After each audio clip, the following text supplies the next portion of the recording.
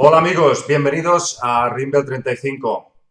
¿Qué tal estáis? Hoy vamos a hacer una entrevista a dos grandes compañeros investigadores. Por un lado tenemos a mi izquierda a Jack Honor, Javier, del canal Jack Honor 73, sensitivo, medium, investigador de conspiraciones, de enigmas y de todo el mundo que envuelve a los ovnis y los extraterrestres. Aquí abajo tenemos a Fran Parejo, abogado cordobés, investigador y también un gran interesado en todas las cuestiones que atañen al tema de hoy, al tema de Anton Parks. ¿Quién es Anton Parks? ¿Qué es lo que ha investigado? Y lo más importante, ¿qué es lo que ha descubierto? Antes de dar paso a nuestros amigos, quisiera hacer una síntesis muy breve para no robarles más tiempo ni protagonismo a mis compañeros. Quisiera simplemente hacer una pequeña introducción al tema que hoy vamos a tratar. Anton Parks es un investigador sensitivo francés que ha escrito un montón de libros en torno a los Anunnaki, dándoles una visión completamente diferente a todo lo que hasta ahora conocíamos de la mano de autores como Zecharia Sitchin, von Däniken o muchos otros. ¿En qué se ha caracterizado básicamente Parks?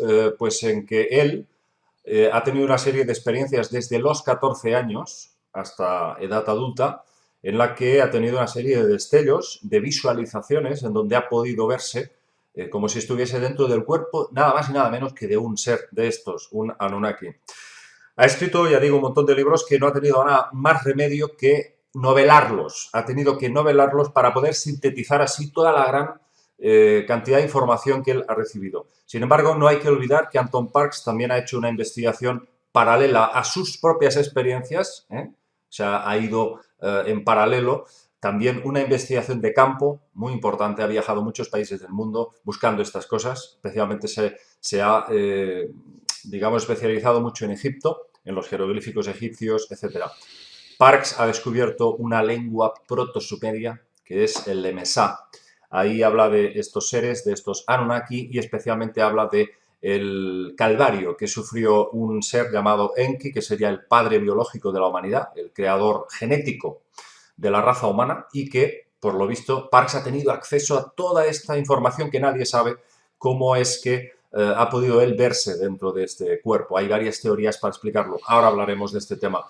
El programa de hoy pretende ser un tributo a Anton Parks porque llevamos muchos años en que ha sido blanco de muchos ataques, muchos de vosotros lo sabéis. Yo he intentado siempre ser lo más equilibrado posible, intentar pues que la gente abra su mente a estas cuestiones. Lógicamente, todo el compendio de Anton Parks es muy espeso y no todo el mundo tiene capacidad, interés o tiempo para poder dedicarse plenamente a esa monumental forma de cultura, muy amplia, además, muy rica.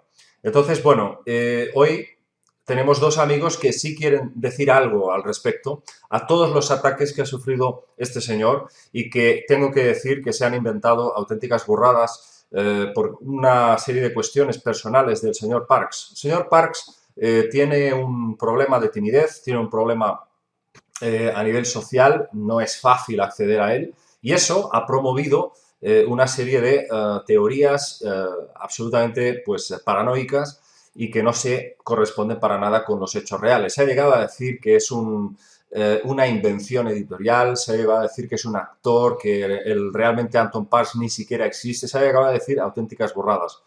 Yo presenté las pruebas hace mucho tiempo, conocí a un autor, Marcelo Martorelli, un terapeuta argentino que tuvo el honor de conocer al señor Parks en el año 2007-2008 y ahí estuvieron a punto de realizar un viaje a la Antártida. Hemos hablado también de esto, seguramente hablaremos también hoy.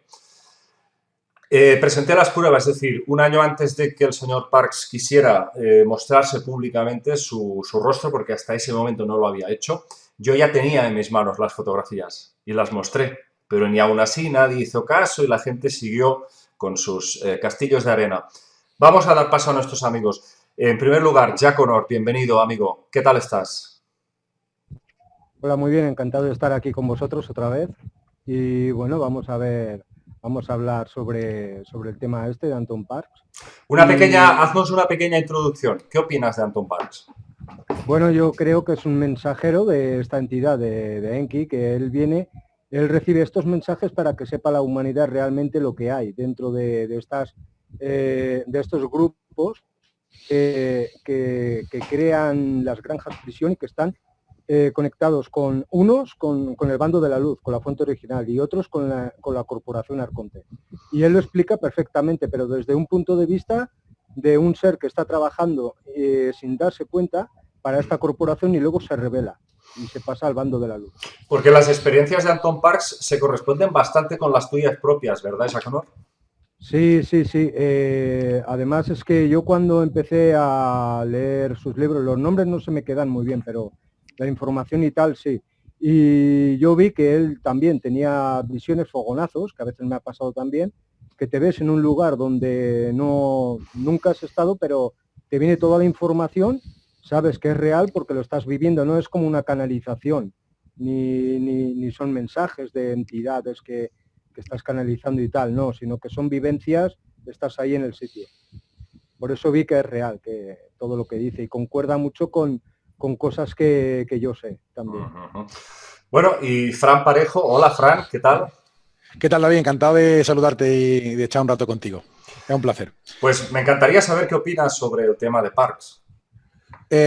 Mira, sobre Anton Parks te puedo contar que, en fin, yo, como sabes, me gustan todos los misterios y mi trabajo y mi función es ver todo esto desde una óptica más científica, desde el punto de vista de discriminar información alienígena o cribar información alien, ¿no? O relativo, en este caso, a alien en el sentido de todo lo ajeno a lo humano, que es lo que significa, no necesariamente extraterrestre. Tengamos en cuenta que la situación que se nos describe es unos planificadores originales, creadores de vida, que estaban aquí, antes de venir una serie de soldados que vienen de una guerra galáctica y tal, que es lo que se describe y tal, y que, bueno, la situación del planeta Tierra que estaba aquí primigenia, yo lo que intento es casarlo con otros textos también y otros textos también alienígenas, ya sea de estudiosos que se han dedicado a estudiar la arqueología o otros textos también revelados. A mí me interesaría comentar que Anton Parks, como ha dicho bien Jaconor, él se ve directamente en la situación de un flashazo, se ve dentro de una escena, dentro del cuerpo, o sea, su conciencia viaja al cuerpo de Sam Enki, de tal manera que se convierte en un espectador involuntario de la escena, como por ejemplo el que haya visto la película de, ¿cómo era aquella? De cómo ser John Malkovich, no sé si recordáis aquella extraña película de los 90. Te ves dentro de un cuerpo que no es el tuyo y él asiste como espectador pasivo. Estas escenas se repiten y él incluso tiene que aprender sumerio para enterarse en los sucesivos flashazos o viajes de conciencia qué es lo que está hablando la gente que está en la escena. Tú alucina, digamos, la situación, ¿no? ¿Cómo es posible que se dé esto? Realmente, claro, yo no tengo un conocimiento un poco tan intuitivo quizás como Jaconor o a un nivel un poco de, él lo reconoce abiertamente, a él le llegan cierta idea, sino que yo intento ver qué existen otros textos. Lo más parecido, para darle una explicación a este tipo de flashes, es el concepto de la memoria alienígena activa de Corrado Malanga, que ciertamente algunos sometidos, abducidos, sometidos a regresión, se detecta que tienen alojado o que le insertan estos aliens en sus operaciones, aparte de otras operaciones de tecnología del alma, inseminación de híbridos y tal, a otros se le inserta en el cerebro una memoria alien activa que es como descargar la memoria de un alienígena en un pendrive y te la meten en un cerebro. ¿Y esto por qué se hace? Pues una mantis en una regresión decía que nuestro cerebro es técnicamente perfecto. No sé lo que quería decir, pero si has conocido en el vulgo popular o en el ideario popular que el cerebro tiene una parte que no se utiliza. Pues bien, es como si nosotros utilizamos una serie de megas o de teras y memoria RAM y el resto queda ahí sin explotar, ¿no? Pues los aliens lo ocupan con la memoria de un alien descargada que se queda ahí. Ese alien, por lo visto, lo experimenta de forma que se queda en estado latente en el humano y esa memoria puede ser descargada nuevamente y reinsertada en un clon o avatar a voluntad del alien de turno a posteriori. La película 6 días en la Tierra lo que plantea es que le insertan una memoria alien activa a la chica esta, que se hacía llamar esa entidad Exabordeur, que no está previsto que pudiera manejar el cuerpo de la chica, pero finalmente la acaba manejando. Entonces, bueno, realmente tú dirás, qué paranoia, es imposible que pueda haber nada. Por lo menos una explicación, que creo que ni siquiera será esto, yo creo que incluso Javier no está de acuerdo conmigo, pero por lo menos algún tipo de tecnología. para que los aliens puedan hacer ver a una persona este tipo de cosas, con la intención que sea, pues la tenemos ahí. Y evidentemente lo que nos muestra es toda la idiosincrasia de este tipo de seres, cómo viven ellos. O sea, cómo son ellos, nos lo muestran, cómo viven tanto los planes a gran escala como su día a día. Bueno, vosotros a los dos habéis leído El secreto de las estrellas oscuras, seguro, los dos. Es uno de los primeros libros que sacó, precisamente, Anton Parks, y él mismo propone también como una de las posibles teorías que quizás esa información procede del Girku, ese cristal de color verde, que parece que eso sería pues un Me, una tabla Me, las famosas tablas Me que aparecen en los textos sumerios, ¿no? Entonces, bueno, que curiosamente aparece eso también en la película Superman y en la historia de Superman, que me parece muy curioso también. Pero bueno, no sé si podría ser esa memoria, quizás, que se haya podido proyectar desde ahí, a través, por supuesto, de algún tipo de inteligencia que haya elegido a esta persona por su sensibilidad o quizás por sus posibles vidas anteriores, por su afinidad con este tema. Si me disculpas, Aconor, quería hablar de este tema. Me gustaría dejar un poco, porque es imposible analizar todo Parks, y es tan denso que es imposible, daría para horas y horas de programa. Pero sí es verdad, por lo menos, dejar una pincelada de lo que me ha impactado de cada libro. Y concretamente, cuando empecé a leer lo del Girku, yo ya estaba mirando un poco la divulgación cósmica de David Wilcock. Y se parece sospechosamente este Girku, este cristal verde, que es igual que el que sujetaba Marlon Brando en esa ciudad de hielo de Superman, esa tecnología de cristal se parece mucho a esas tablillas o a esa pieza de metacrilato que Corey Gott describía que le daban, digamos, la misión espacial para ilustrarse de un montón de temas. Algunos las tenían, digamos, eran accesibles a algunas informaciones y otros no según el rango. Pero estamos hablando de una tecnología, él lo describe como un metacrilato y claro, estos seres lo tienen como un cristal donde se ve que el Girku evidentemente almacena mucho más y es un objeto mucho más sofisticado, del que la tablilla esa transparente de Corey Gott es un rango inferior, ¿vale? Igual que nuestros móviles sería un rango inferior a lo de Corey Gott. Eso, para empezar, me sedujo la idea, ¿no? Me pareció un concepto muy interesante. Y también, empezando el libro, con la creación de San Enki, totalmente trágica, porque él aparece como un clon, hay que decirlo, ¿no? Él es un clon que luego del propio An, el séptimo de los Usungal, una raza draconiana. Eso hay que entender. Sí. O sea, hay que explicarle al público un poco de qué va, ¿no? Se supone que An, sí, en acadio Anu, este ser sería, no sería un Anunnaki propiamente, sería otra raza que son los Usungal, que serían los magníficos dragones, ¿no? Y a su vez, estos Usungal habrían sido criados por los Kingu, los grandes gobernantes sobre las regiones, creo que significa. Entonces, claro, hay que entender que los Anunnaki solamente son otra creación más de estos, en este caso de los Usungal, ¿no?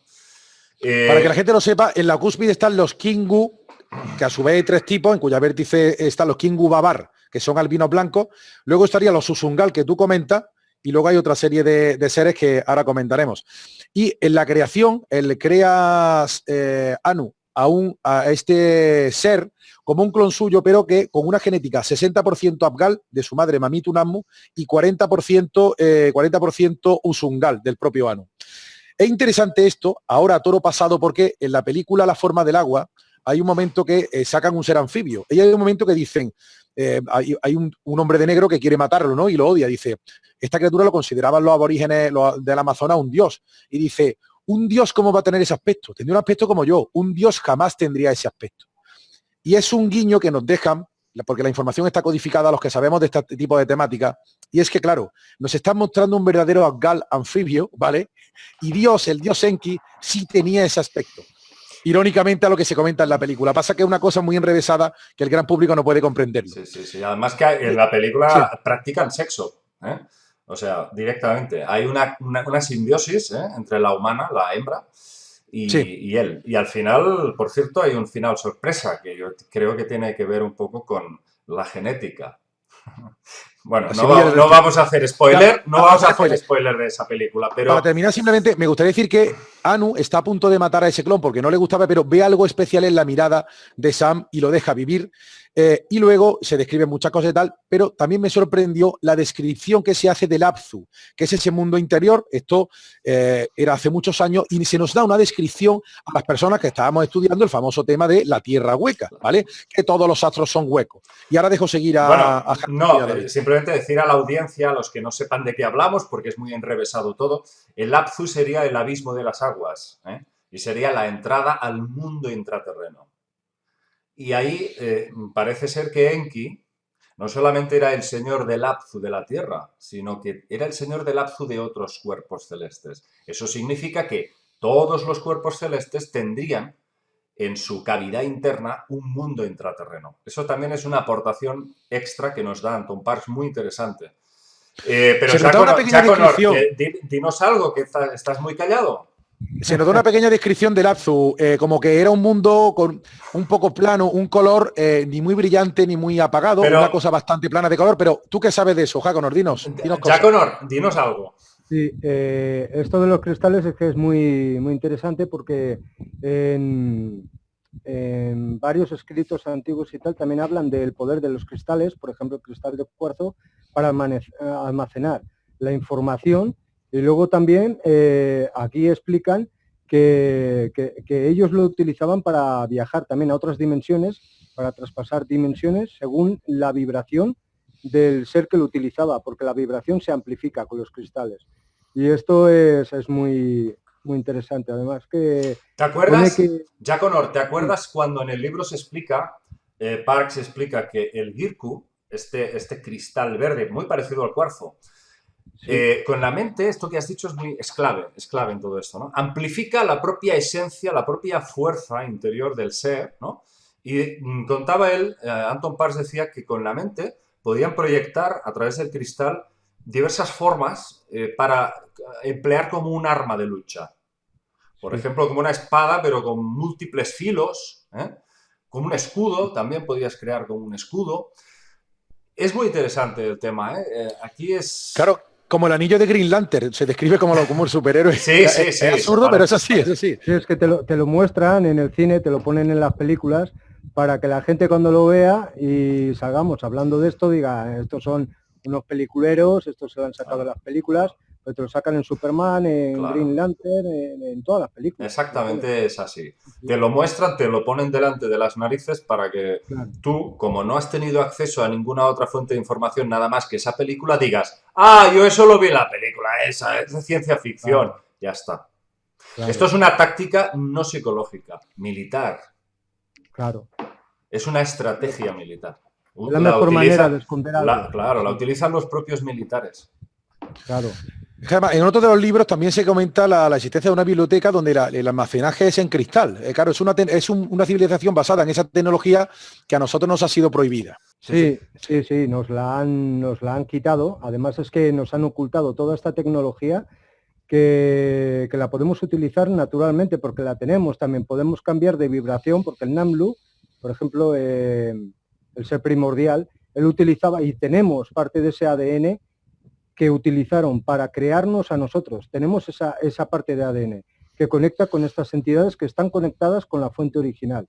Entonces, tú conectando con la fuente original puedes realizar todo esto, pero necesitas mucho tiempo, mucha experiencia para lograrlo. Porque es que esto es muy interesante, Jaconor, porque Anton Parks no dice que Enki creara a la humanidad propiamente, sino que Enki cogió ese material genético de los neandertales y del Erectus, porque ahí se lía un poco las ramas, las ramificaciones, pero bueno, vamos a dejarlo con los homínidos, ¿no? Coge los homínidos y recapta ese material genético y lo mezcla con el de ellos. Pero parece ser que hay una diosa también muy importante dentro de toda la mitología sumeria, que es Mamitu Namu, y Mamitu Namu, en la historia que nos cuenta Parks, representa que miles de años antes de la llegada oficial de estos dioses, de estos Usungal y Anunnakis a la Tierra, ya estuvo miles de años antes esta Mamitu Namu, que fue la que hizo experimentos con los homínidos. O sea que ya había criaturas que se alzaban a dos patas, mucho antes de la llegada de los Anunnaki y que, por supuesto, contenían un material genético que se dice en este libro que era fruto de varias razas alienígenas. O sea que nosotros mismos seríamos el resultado de un montón de genética cósmica. Claro. Lo único que hizo Enki fue sintetizar todo ese material y ya está. Se me ocurren dos formas de seguir, o seguir hablando de Mamitunamu o explicar un poco a la gente en la cosmología de Parkes cómo se crea el ser humano. Podéis elegir. Adelante. ¿Qué elegís? ¿O Mamitunamu o la creación del ser humano? La creación de... Vale. Teníamos los Kingu Babar que estarían en la cúspide, en los cuales hay tres tipos, ¿no? Los blancos, rojos, verdes, por así decirlo. Los Usungal, que es una creación, de la cual el famoso Anu es una de ellas. Y luego las Amasutun, que es un nombre muy curioso, que son unas diosas reptilianas creadoras, ¿no? La dedican para... Son madres creadoras. Pero estamos hablando de una rama de reptilianos solamente, ¿vale? Bien. Después de esto, para combatir los propios Usungal, porque al final todo esto el patrón siempre es el mismo. Nosotros, como creación de estos seres, también nos estamos revelando frente a ellos. Bueno, pues los Usungal hay un momento que se revelan frente a los Kingu, el patrón siempre se repite, igual que la inteligencia artificial Skynet se revela frente al hombre, siempre es lo mismo. Entonces, ellos crean una suerte de guerreros que son los Anunna, que son unos militares que trabajan para la guerra de Anu. Y luego hay, al mismo tiempo, otra creación distinta de los Anunna, de los cuales los Anunna Ki, como Ki es la frecuencia de la Tierra, ¿no? Porque la Tierra es Uras, el planeta como tal físico es Uras, y el Ki sería la frecuencia, la tercera dimensión de la Tierra. Tercera dimensión, claro. Hay otra criatura que es una clave, de la que se habla muy poco, que son los Nungal, que es una creación genética del propio San Enki, ¿vale? Son los Nungal. Los príncipes. Claro, entonces, estos Nungal, por lo visto, los Igigi, son un aspecto, decían que eran muy parecidos. Los vigilantes que se rebelaron contra el grupo de la corporación se juntó. Eso es. Se juntaron con las humanas. Claro. ¿Y qué hizo la Iglesia Católica? Demonizarlos. Claro. Pero los Nungal se decía que eran muy parecidos, Jacono, eran muy parecidos a los humanos. ¿Qué aspecto tiene un Nungal? ¿Qué te llega? Sí, ellos tenían una forma, cambiaron de piel como las serpientes. Y entonces les salió una piel blanquecina, con pequeñas escamas que no se veían. A simple vista no se ven. Porque eran muy parecidos a nosotros. Sí, porque ya lo hizo Enki para eso, para que estuvieran más unidos, más conectados a los humanos, a su creación. Lo que sí ocurre es que hay un momento en el que hay que decir que dentro de este organigrama hay un organigrama paralelo que son los Kadistu, que son un grupo también de un consorcio de alienígenas que tienen como misión la planificación de vida en los planetas, de los cuales los Abgal, que era el anfibio, es una de ellas, y que son los que siembran. Se corresponde con el mismo concepto de los Paatal, de que hablan los andromedanos de Alex Collier, por ejemplo, ¿no? Es el mismo concepto. El Quiristo, habla Anton Parkes, que sería un tipo de Abgal. Parece que solamente la raza de los Abgal permite la encarnación de un avatar cósmico muy elevado, como fue Jesús el Cristo, de ahí viene el término Quiristo, ¿no? Y ahí dice que los Abgal son de los Kadistu más elevados, vamos. Por eso Enki, hay que decir que, bueno, tú lo has dicho, era 60% Abgal y 40% Draco-Usungal. Eso es, Usungal. La cuestión es que ahí en el planeta Tierra estaba todavía, en los fines de la planificación fueron que, como una batalla entre draconianos, utilizan esto, digamos, como área de descanso. Pero finalmente lo que se infiere es que los militares, es lo mismo que en las películas, están los científicos haciendo su rollo y aparecen los militares y acaban como ocupando la zona, ¿no? Y militarizando la zona y tal. Y la cuestión es que lo que se describe, creo que en Adán Génesis, la creación de Adán, que el nombre de Adán en sumerio sería como el neandertal que nosotros conocemos, que siempre se nos ha pintado como una criatura primitiva y unga, cuando a lo mejor ese ser, a su modo de ver, era igualmente respetable que cualquier otro, era un humano primitivo que tenía otras habilidades y tal, ¿no? Entonces, se describe como a Enki le molesta ver a su creación, que son los Nungal, trabajando la tierra, concretamente cavando los surcos del Tigris y el Éufrates, ¿no? Que se decía que eran unos ríos excavados. Y entonces... los utilizaban de alimento también, los Kingu. A los Adán, ¿no? A los Adanes, los utilizaban como alimento. Neandertales. Y además es que, claro, eso no lo explica Sam porque igual no lo sabía. Estaba envuelto allí en su mundo, pero es que aparte también los utilizan para dar de comer a sus deidades, que son las que mandan a todas estas... Ese tema se omite, ese tema se Claro, omite. se omite, porque No él se habla de solo, los arcontes mayores. claro, no, porque él solo ve lo que está viviendo Claro, ahí. pero No aquí tiene, yo creo, amigos, que debemos hacer un esfuerzo común Sí, porque mucha gente que nos está viendo ahora mismo, miles de personas que nos están viendo ahora, se estarán sí. preguntando, pero vamos a ver, ¿quiénes son los buenos y quiénes son los malos? Es decir, ¿cómo podemos entender las intencionalidades de estas entidades? Yo creo que deberíamos hacer un esfuerzo conjunto para aclarar todo eso. Por un lado, Enki, tenemos que dejar muy claro a través de toda la investigación que hemos realizado a través de muchos años, que Enki se puso del lado de la humanidad. Como Parks decía, era la serpiente del paraíso, la serpiente del Edén o el Edín, que fue la que precisamente liberó a Adán y Eva, que esto aparece en los textos hebreos y aparece también en los sumerios, ¿no? Esa serpiente que libera al hombre, le da el conocimiento. Yo creo que todo eso tenemos que explicarlo, se lo debemos al público. Y sobre todo, muy importante, ¿por qué Enki se diferencia del resto de sus congéneres? ¿Por qué tiene una genética que no tiene nada que ver con la del resto? ¿Por qué tiene esa empatía y siente amor hacia sus criaturas, nosotros? Todo esto son cosas, son, digamos, preguntas muy importantes que el público se hace y debemos responder. Sobre el tema del bien y el mal, yo lo veo un poco relativo. Yo creo en la visión de Wes Penrad de los extraterrestres, y esto es muy aséptica, que nosotros vemos como amigos o como buenos la facción alienígena que en un cierto momento se opone a la que te oprime. Es el proverbio árabe, el enemigo del enemigo es mi amigo. Es muy relativo porque de algún modo Sam Enki ve injusticias, porque lo que sí ves en la novela y en la personalidad de Enki con su vivencia, porque por ejemplo, él nace como clon sin sexo, se le atribuye un sexo después, ¿no? Empezó como hermafrodita. Esto, por ejemplo, ¿no? Entre miles de detalles que tienen las novelas.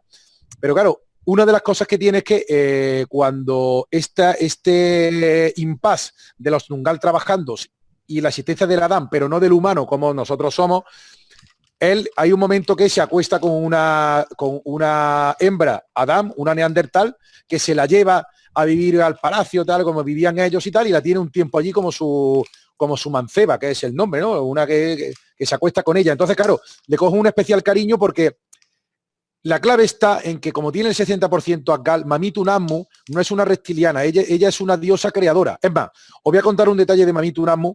En la última novela de Parker, es que es muy interesante, se dan unas, me gustaría decirlo 2 o 3 pinceladas de la novela. Mamitu Nammu es una embajadora, ¿vale? Es una embajadora que está en el propio sistema solar y ella la detienen o la hacen prisionera porque han liberado unos esclavos de Marte que son humanos y que se encuentran esclavizados en Marte para las prospecciones mineras del Imperio Reptiliano. Esto concuerda sospechosamente también además con las revelaciones cósmicas de Cory Gott, que va allí un poco a ver qué pasa con el tema este de los esclavizados en Marte, ¿no? Esto es apasionante. Entonces, estamos hablando de unas criaturas que dentro de tener un imperio, es decir, es lo mismo que nosotros. Muchas veces, bueno, es decir, bueno, pobrecillo, que podría poner un ejemplo, pobrecillo los negros de Sudáfrica que cobran 1,5 € la hora cuando yo estuve allí. Pero bueno, al final pues acabé pagando una copla por una cena, por ejemplo, ¿no? Es decir, tú dices, la verdad que esto es una pena, pero bueno, estoy aquí, ¿qué voy a hacer? Pues pago lo que hay y ya está, y dejo un poco de propina porque no puedo hacer más. Pues Enki también, o Sam, en toda esta vorágine de militares, planificadores y todo, y la huelga, o digamos, la rebelión de los Nungal, porque no querían trabajar más, porque todo el mundo que está viendo este programa ha visto la gran serie, la saga en una de David Parcerisa. Y entonces sabe que la creación humana es por una rebelión de los Shijiji o de los Watchers, no se sabía muy bien qué. Pero ahora este lo deja claro, los Nungal, ¿vale? Que no son humanos todavía. Entonces, claro, Sam, el pobre hombre, hace lo que puede. Y realmente él, como es genetista y tiene unos genes Abgal de una gran embajadora, Cadistu, ¿vale? Él tiene un sentido de la justicia y de la ecuanimidad, sin perjuicio de que hay cosas que no puede parar. Y Eso es una, un y poco la una visión que yo veo. empatía, que eso es lo que le diferencia de los reptilianos puros, bueno, los reptilianos a secas. Ahí está, él siente, tiene sentimientos hacia los seres humanos. Sí, Y eso sí, es lo que le porque, conduce a rebelarse contra los mandos superiores. porque él se alía, se encuentra con las Amasutum y con ciertas entidades que forman parte del grupo de los Cadistu, que son quienes están conectados con la fuente original, que trabajan para el bien.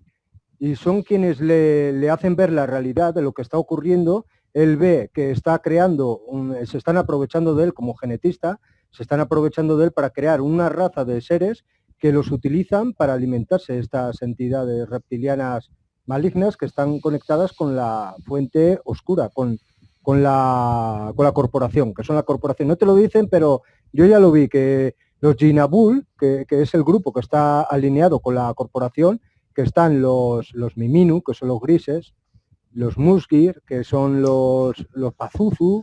Sí, sí. Sí. Los Musgir se traduciría como reptil furioso y serían las famosas gárgolas, para que nos entendamos. De hecho, Enki parece que se cargó a 2 con el poder del Niamma. El Niamma sería la energía psíquica, ¿no? Dice que Enki tenía la capacidad de proyectar esa fuerza en un cuerpo y llegar a explosionarlo. De hecho, llega a hacerlo en varias ocasiones. Sí, un arma hiperpoderosa ya, la definitiva, sería como el fuego de pecho de Mazinger, ¿no? Por así decirlo, ya como lo use se lo carga totalmente. De hecho, si vosotros veis las ilustraciones del libro de Anton Parks, se ve Enki pequeñito así al lado de un Enlil enorme que está a su lado. Pero aún así, en una asamblea muy importante, se relata una escena en la que Enki lo agarra con el poder del Niamma y le dice, si quisiera, ahora mismo te reventaba en pedazos. Y no lo hace. Y cuando lo libera, Enlil le responde, deberías haberlo hecho. Ahora no te voy a perdonar y voy a ir detrás de ti. Al hilo del Niamma me gustaría contar una cosa. El método de activación del Niamma es un rito iniciático, que por cierto el despertar de Feni todos son ritos iniciáticos de una criatura que quiere conocer su identidad, ¿no? Supuestamente un clon de Sam. Posteriormente en la época de Egipto. Y es curioso cómo se hacen multitud de rituales de pruebas iniciáticas en cámaras de las pirámides. Ahora, estos días que estamos grabando esto, está muy de moda el tema de que se ha descubierto que las pirámides de Egipto son capacitores de energía. Vale, muy bien. Llegan 10.000 años tarde, ¿no? Explicando eso. El periódico ha llegado 10.000 años tarde, nada menos, ¿no? Pero aparte de eso, esas cámaras que están metidos en una zona, evidentemente, en unos campos cuánticos electromagnéticos hiperdimensionales ahí que están medio, son perfectos para hacer ritos iniciáticos y traspasar otras realidades. Bueno, uno de los ritos, no vamos a hablar de esto, pero en la Niamma se la activan en un rito iniciático poniéndole frente a una criatura bestial. Entonces él la activa ese poder como método de defensa. Esto me recuerda extraordinariamente a los métodos MK Ultra de creación de super soldados, que es tirar al niño a la piscina, ¿vale? Y el que sobrevive es que tiene una fuerza especial de supervivencia. Claro. ¿Vale? Es decir, toda esta jerarquía, todos estos supermilitares, supersoldados, pruebas iniciáticas, todo esto es una mentalidad reptiliana. O sea, esta sociedad que nosotros... Es una herencia. Reptil. Totalmente. Bueno, vamos a dejar aquí el tema porque es muy amplio, como habéis visto, hemos tocado muchos bloques, desde luego pues vamos a seguir. Vamos a dejarlo aquí hoy y en próximas ocasiones vamos a hablar del libro de Nurea, uno de los últimos trabajos de Anton Parks, que pues Fran Parejo precisamente lo ha estudiado bastante a fondo y vamos a intentar extraerle al máximo su contenido y sus conclusiones. Vamos a dejarlo aquí, amigos, porque el tema no podemos hoy hacer un vídeo de 2 horas. Nos vemos en próximos trabajos y, por supuesto, daros las gracias, amigos, que ha sido muy interesante vuestra colaboración. Gracias a ti. Un abrazo. Gracias. Nos vemos, amigos, en próximos vídeos. Chao.